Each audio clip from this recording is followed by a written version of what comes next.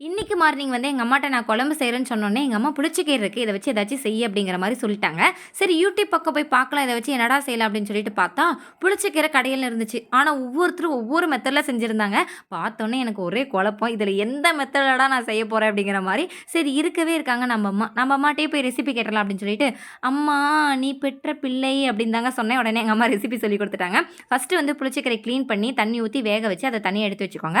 அதுக்கப்புறம் இன்னொரு பாத்திரத்த எடுத்து வச்சு, அதில எண்ணெய் ஊத்திட்டு வெங்காயம், காரத்துக்கு ஏத்த மாரி மிளகாய், ஒரு 4, 5 பல்லு பூண்டு, சீரகம், மிளகு இதெல்லாம் போட்டு கிளறி விட்டுட்டு, வேக வச்சிருக்கிற புளிச்சக்கீரைய எடுத்து சேர்த்துட்டு, ஒரு 4, 5 தக்காளி பழத்த கட் பண்ணி சேர்த்துக்கோங்க. அதுக்கப்புறம் தேவையான அளவு உப்பு சேர்த்து கிளறி விட்டு, அது கொஞ்சம் வெந்ததுக்கப்புறம் பருப்பு மத்த வச்சு கடைஞ்சி விட்டுருங்க. அதுக்கப்புறம் என்ன ஃபைனலா தாளிக்கிறது தான். அதுக்கு வந்து எண்ணெய் ஊத்தி கடுகு, கடலைப்பருப்பு, வெங்காயம், மிளகாய், பெருங்காயத்தூள் இதெல்லாம் சேர்த்து நல்லா கிளறி விட்டு, அந்த தாளிப்பு எடுத்து புளிச்சக்கீரையில சேர்த்தீங்க அப்படின்னா, சூப்பரான புளிச்சக்கீரை கடையல் ரெடி. செம்ம டேஸ்ட்டா இருக்கும். மறக்காம ட்ரை பண்ணி பார்த்துருங்க.